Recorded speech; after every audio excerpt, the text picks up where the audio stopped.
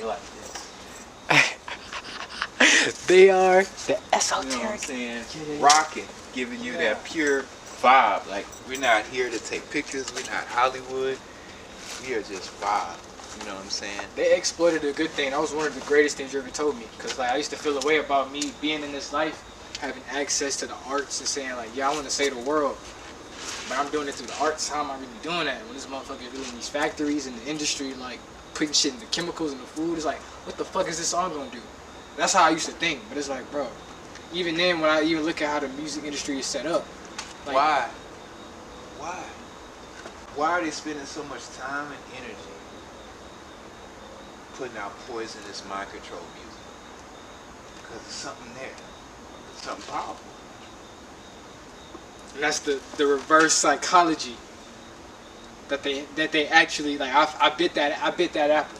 I feel for that trick. I feel for that. Oh, okay. You know what I'm saying? Like, Now let me rap about this too. that are important as well. Being in a factory, learning a skill so you can provide for your family.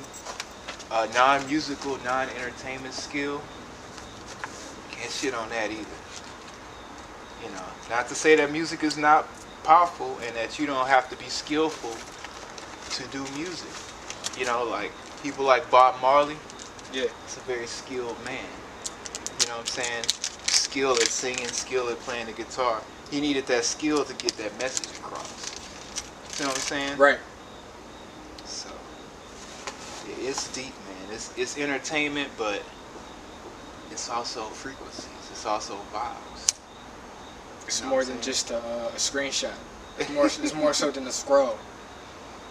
Yeah, I mean, Shit, you know what I'm saying? Last time I spoke with you, bro, you know what I'm saying? I started talking about those screenshots and scrolls. He was like, so what are you doing? Is it like sacred? At the time, it really wasn't. It was more so like shit that was keeping me in a comfortable state of mind. well, you need that, man. Sometimes it don't have to be heavy. Sometimes you need light. Sometimes you need a football game. Sometimes you're not a robot. Speaking of, bro, you ever noticed like an American Express card? What about it? You ever noticed like the person who's on the American Express card? There's a person on it. It's a person on it. It's like a white dude. It's not even a white dude, bro. It's like a soldier, a warrior. But it's not like an American soldier. It's a Roman soldier.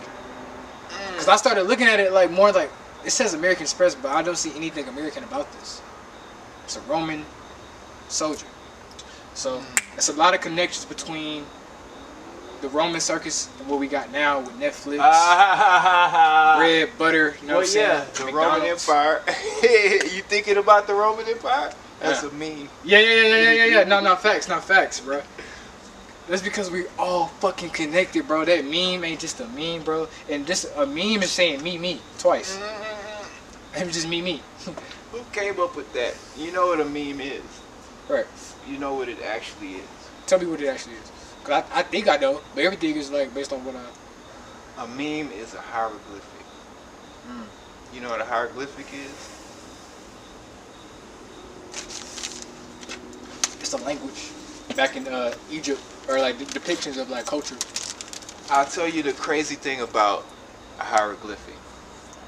So the people that put the hieroglyphics on the pyramids or in that area, in that part of the world at that time, they knew that They knew that there was multiple languages. And they knew that they wanted these messages that they had in the future with all the different languages that was to come and all the different cultures. They wanted to they could have wrote it in their language, but then they felt like, well, what if in 1,000 years nobody knows this language? So they said the best way to get these messages to the people is to put it in image form. So instead of seeing words, you saw images of what they were trying to say. And even still then, we can't agree on what those images mean, because people's thoughts and languages and shit has changed so much over the years, right? Right. So, a meme is just a new age hieroglyphic. That's why you see a picture and you see some words. And the two work together to create something that's stronger than just the words and stronger than just the image. It's a new age hieroglyphic. So it's a great way to express something that people will feel. Memes are actually really great. Memes or whatever they are. But they're actually hieroglyphics. The bond, the connection, so intertwined. You know what I'm saying? Like, what do you think about the Anunnakis?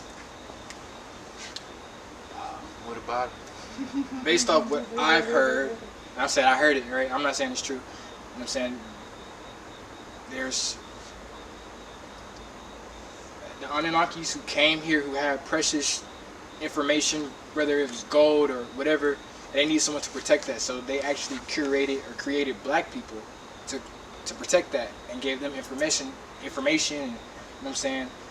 And through that, shit, that's really as far as I know, but that's like saying that's where black people came from, through a god, or through like, you know what I'm saying, another realm of like giants, or I don't know too much of what it is. It's more so like I haven't researched it yet, but I know that you're very intellectual. I know you got some information on who that is, or who they are, or if it's real or not. You know what I'm saying? Like, I think really when it comes down to what can I control, I can control my character, I can control who I am and what I do in a day. The Anunnaki supposedly came a long time ago. You think they're coming back? People think Jesus coming back. If anything, I think I'm making a comeback. So, well, the thing about the Anunnaki, they will be a group of beings, kind of like people, right? Right. And I'm open to like the aliens. idea. I just haven't been presented with any evidence within my lifetime where, outside of a cool theory, I can't say that that certainly did happen or certainly didn't happen. Respect. You know, Yeah. I would love to see some aliens, some Anunnaki. My mom has created a sacred space for real, bro. Like, for us to have access to who I am, you know what I'm saying? It's definitely accredited to a lot of people, but her providing, bro, it's like the community. She seems like a strong woman. She's a super strong woman. And that's why I had to really challenge my misogynistic views and ways. Well, I'll tell you something about gratitude. I told you about my mom, right?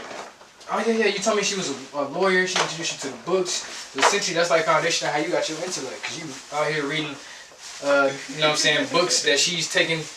She's letting you know terms that they're trying to confuse you. But, hey, it's really simple. Yeah, that's the devil. Take something simple and make it confusing.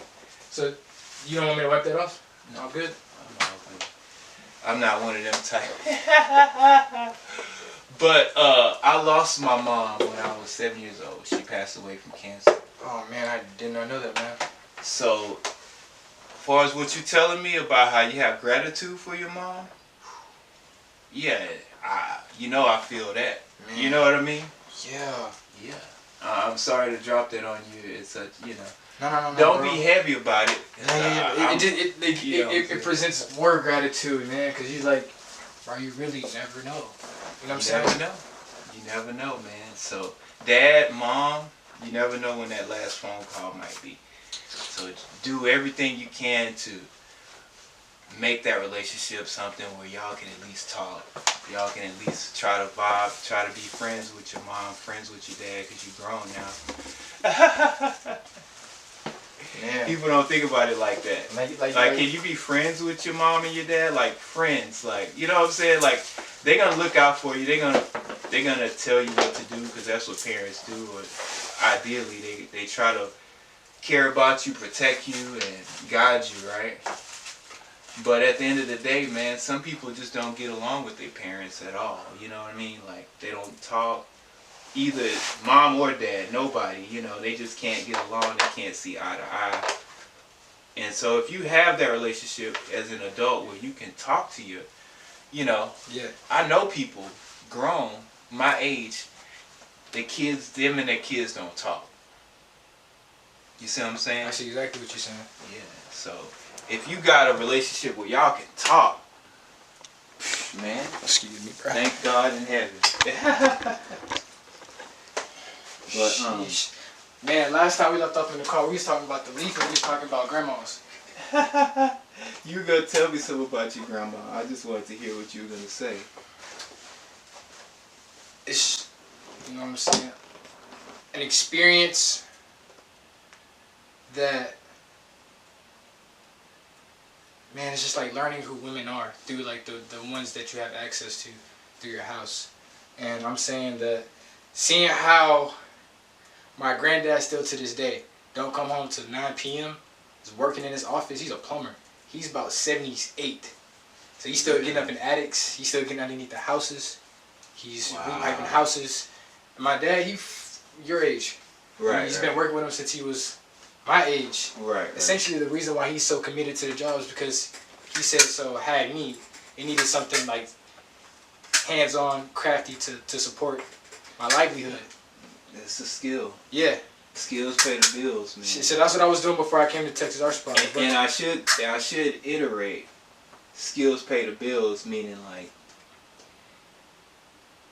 acting is a skill, right?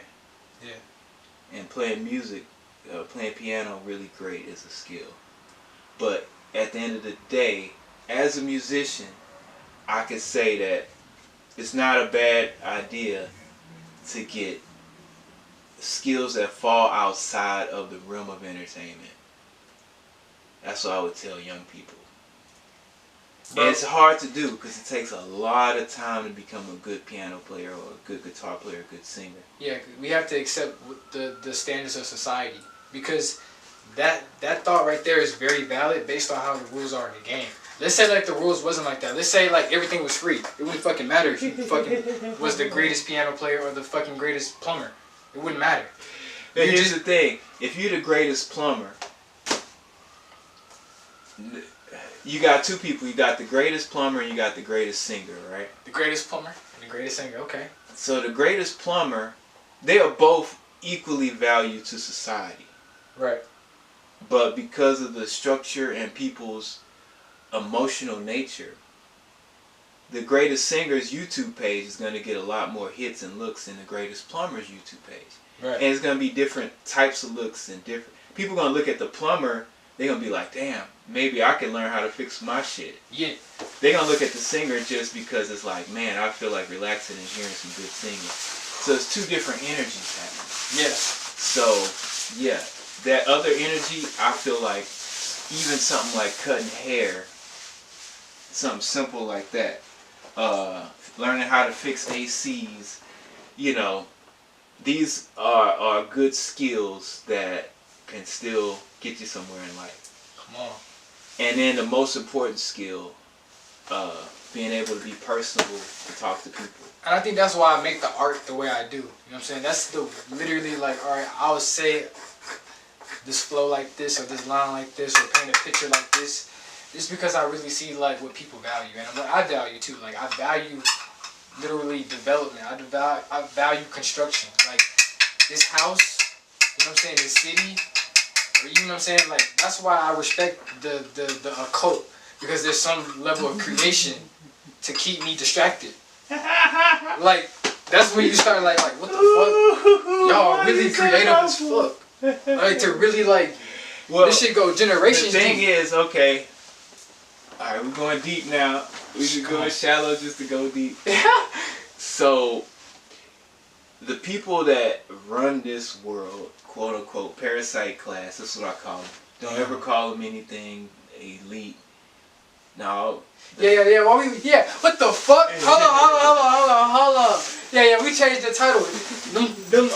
Them parasites. The parasite class. Parasites. The people that run the world, they are the parasite class. They feed on our energy, right? Yeah. Run us around like ants.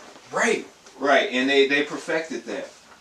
How the bread circus, like you were talking about earlier. And the thing is, they have a worship system themselves, right? Right. So what they're really into is city building. They worship. Their ideas, their structure is built on the idea. It's masonry, city building. It's a worship system for them. Yeah. And it's incredibly in depth. To build a city, you got to build a sewer system, and an electrical system, and a water. water delivery system and a road system and a nuclear plants and electric plants, and now you have like Wi-Fi signals and everything that has to be put into building a city. That's the shit that they love and they love to perfect and they worship, because the city gives them what they want. It gives them that power that they want, right? Which is really the true way to live. Is if you want to know about morally the true way to live, or how to look at stuff in a moral way, think about it in village form. Small villages.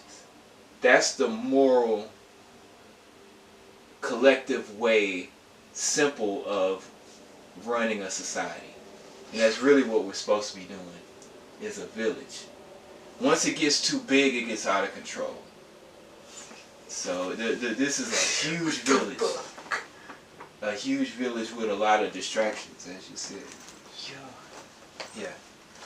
But ideally, the best government, the only government that works, is local government. Because the reason that the village worked is because if the chief was doing something that's pissing off the village can just go to the chief's house. Be like, hey, chief, we don't like how you're running this, this, and this, right? Whereas if you want to talk to the chief now, you got to go where? To Washington, D.C. and try to knock on the door, right?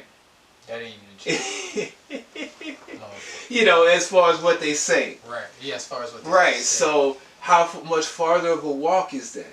When you gotta handle your business on a day-to-day basis, right? So now they talk about world government, which is what they want. The city builders want the biggest government they can get, based on build the cities and then take all those cities and build one government over them.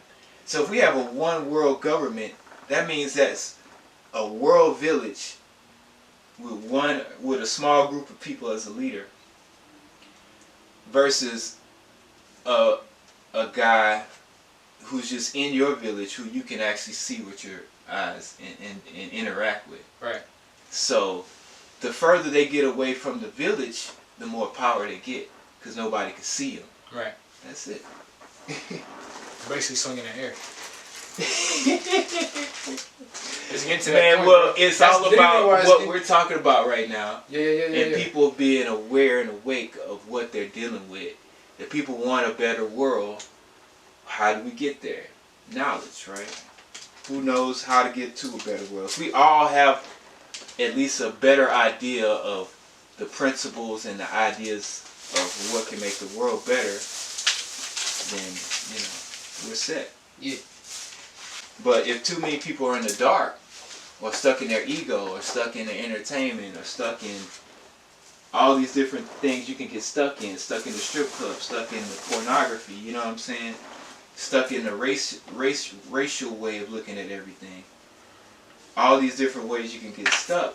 So now you don't have an idea of what steps you can even take, or what thought processes, or what makes a better world, or is it better to just get government handouts? Maybe that's a better world for some people. You know what I mean? The true. But the cheese in the trap is always free.